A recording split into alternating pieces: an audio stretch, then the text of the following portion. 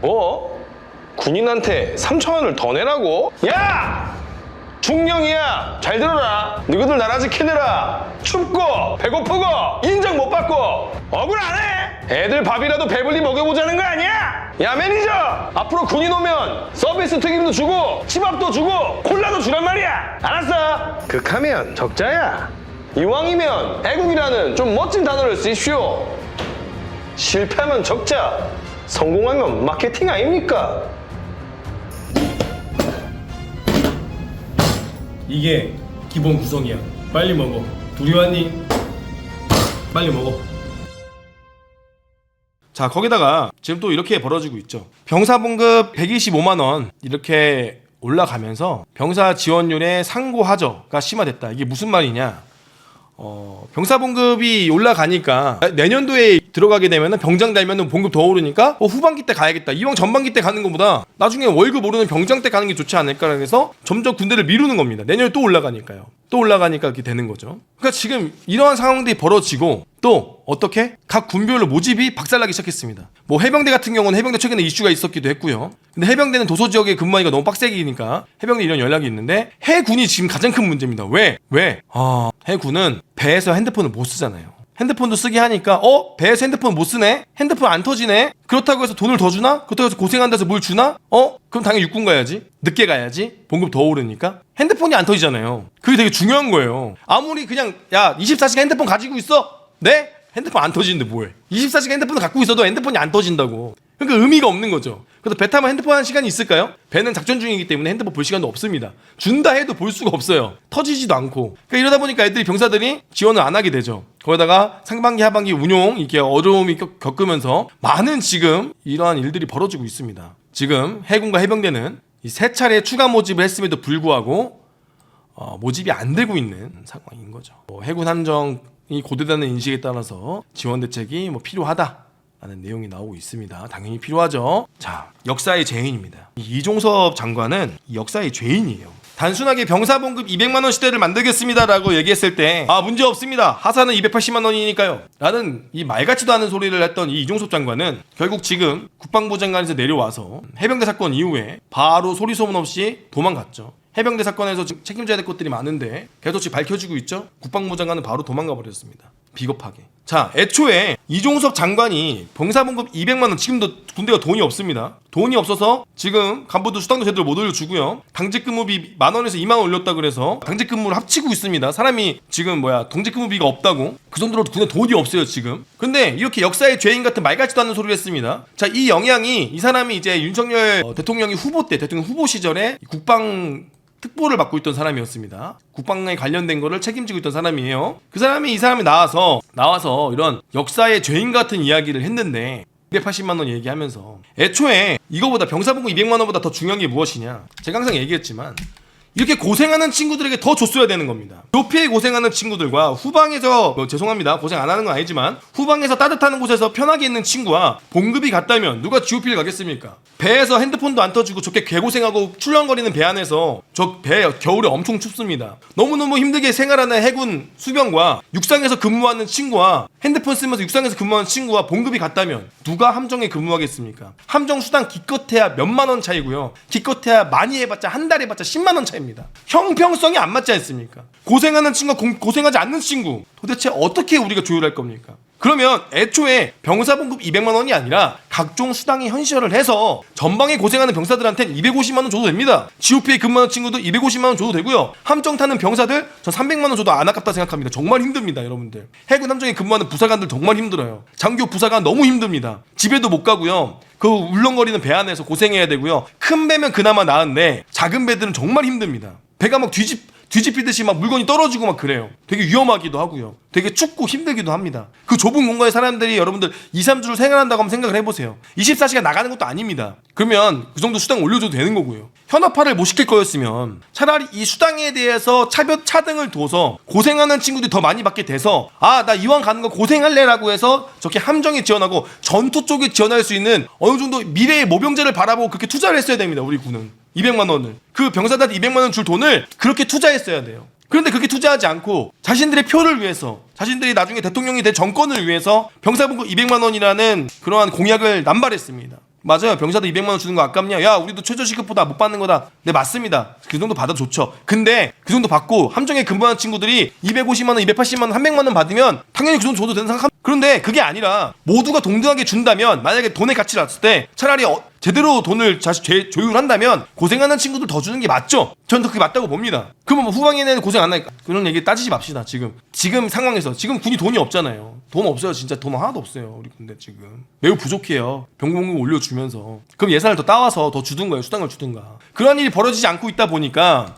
이 역사의 죄인 이삼 때문에 지금 장교들이 지원이 부족해지고 대책 없이 봉급을 올려주니 이렇게 2023년도에 500여 명이 줄어들게 되고 그 뒤로 더 줄어들게 되고 인간 전에 애들이 인간을 포기하고 해군든 함정을 타는 수병이 저렇게 0.2대 1이 된 겁니다. 그럼 또 누가 고생을 합니까? 부사관들이 고생하겠죠. 병사들이 있는 곳에 누가 있습니까? 하사, 중사들이 있습니다. 그쪽은 부사관들 책임이에요. 그럼 누가 고생합니까? 병사들 혼자, 부사관들이 이제 내려오질 못합니다. 육상에서도 근무를 해야 되는데 내내 바다에만 있는 거예요. 그럼 또 그만두겠죠. 또 힘드니까. 또 지원을 안 하겠죠. 또 봉급이 적으니까 해경으로 도망가겠죠. 그럼 또 사람이 부족하겠죠. 그럼 해군 함정은 누가 뭡니까 도대체? 무인으로 갑니까? 그럼 무인을 빨리 만들어 주던가요. 이종섭 장관은 정말 역사의 죄인입니다. 자신의 이 한마디와 자신의 이 정책 하나로 수많은 악순환에 대해서 고민하지 않고 수많은 이러한 재반 사항에 대해서 고민하지 않고 단순히 표를 위해서, 단순히 대통령 당선을 위해서 공약을 남발한 겁니다. 윤석열 대통령이 군대에 대해서 압니까? 까놓고 말해서 군대에서 아무것도 모르는 사람입니다. 평생 검사실에만 있었고 서울대 나와서 평생 그 사법고시만 준비하고 군대도 안 다녀오신 분입니다. 군대에 대해서 알겠어요? 당연히 모르죠. 그럼 당신들한테 물어보고 당신들한테 조언을 구했을 텐데 당신들이 과연 훌륭한 참모입니까? 당신들이 참모로서 제대로 역할을 했습니까? 역할을 했다면 이런 정책이 안 나왔겠죠. 정말 이 지금 출산율이 저하되는 이 상황에서 여기다가 기름을 뿌린 격입니다. 지금 우리 이종섭 장관의 이러한 발언과 이런 행동들은 아무튼 매우 지금 안타까운 상황입니다. 자, 다음 내용 바로 이어서 가도록 하겠습니다. 제가 이 내용을 보고 좀 마음이 아팠습니다.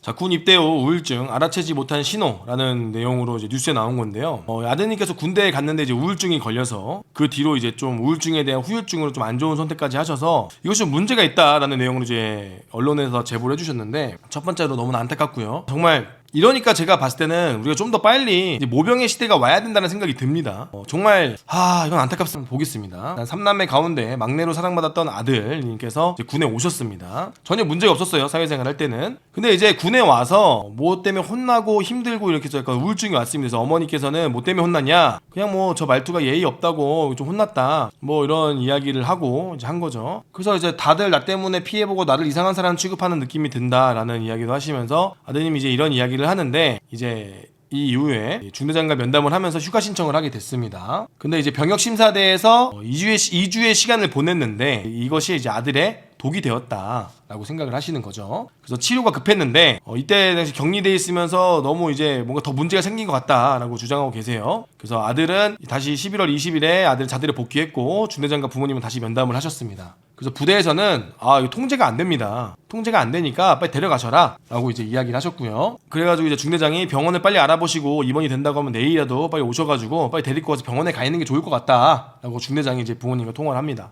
근데 이제 민간병원에 아들이 입원을 했는데 상태가 심각해졌어요. 더 군에서 극단적인 선택을 고민하고 시도한 적이 있다라고 의료진에게 이야기도 했고요. 군합군으로 이제 이런 것들이 하려고 했고 그리고 이제 그런 마음이 들었다. 그래서 뭐 하려고 했다라는 시도인 거죠. 나 하고 싶었다, 하려고도 했었다. 라고 이제 이야기를 하고 있는 겁니다. 그래서 이제 또 이제 아드님께서는 또 이제 안 좋은 시도를 했었고요. 그래서 일주일 뒤인 14일에 했는데 이게 안 좋은 일이 돼서 또 뇌손상까지 왔습니다. 근데 이제 갈 때마다 이제 깨어날라나 하면서 보고 있는데 살은 점점 빠지고 이게 너무 힘들 줄 몰랐다. 자기가 아들을 못 지킨 것 같다.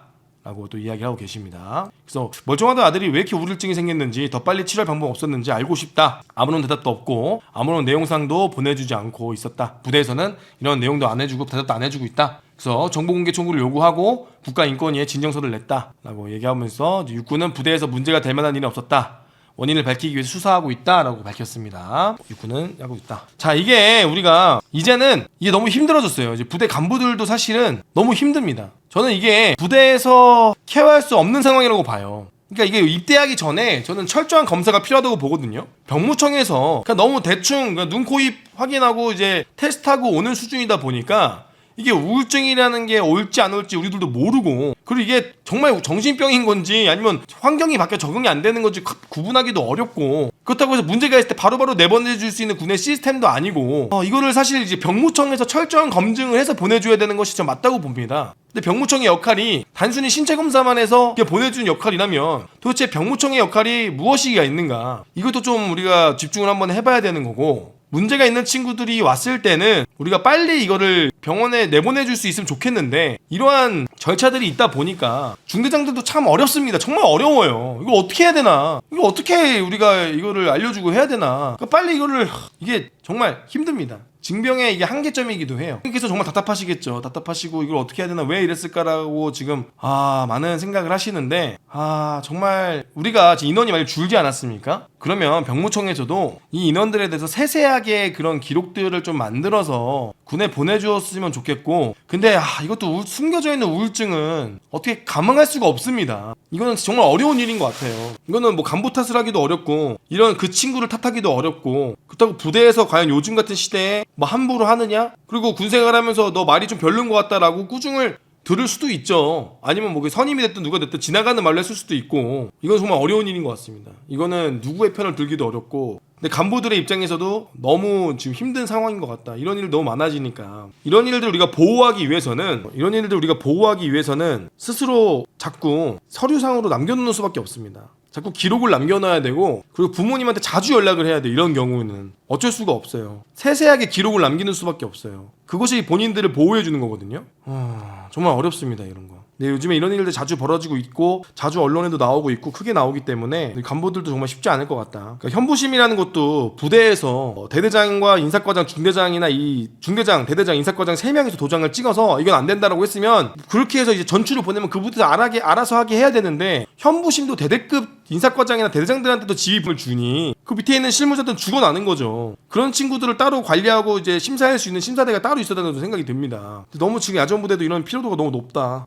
정말 이 현역 간부들이 얼마나 힘들지가 좀 고심이 되네요. 일반 회사였다면 내가 가기 싫은 곳이 있다면 그냥 출근 안 해버리면 되고 그냥 나가버리면 되는 건데, 군이라는 곳은 정말 특수한 조직 아닙니까? 정말 세상에 어느 곳도 없는 조직이에요. 원에서 오는 조직이 아니니까. 그러한 친구들을 관리하고 그런 친구들 데리고 성과를 내야 된다는 거 정말 힘든 일입니다. 그럼 최소한 전투 근무 지원하는 부대는 그나마 제가 이해하겠지만, 전투를 하는 부대, GOP나 함정이나 GOP, 그다음에 뭐 해양 경계를 쓰는 그 전투를 하는 부대는 이제 전투 모병제를 진짜 꺼내 와야 된다는 거예요. 저는 그래서 그 친구도 마음에 안 들어? 너 하기 싫어? 그럼 내려가. 너 힘드니? 우울증 있니? 그럼 내려가. 너 그 징병으로 가. 여기 전투 모병제야. 여기는 너 같은 친구 받을 수가 없어. 미안하지만 몸이 안 좋고 힘들면 이 부대를 떠나서 다른 부대로 가면 돼. 너 말고도 올 친구들 많아. 너 말고도 건강한 친구들 많고 그 친구들이 하면 되니까 그동안 고생 많았다. 과감하게 내려보낼 수 있는 그 전투 모병제를 저는 준비해야 된다고 생각이 드는데, 우리가 좀 미리미리 지금 준비를 해야 되는데 정말 준비가 너무 안 돼 있는 이런 사건 보면서 너무나 마음이 안타깝습니다.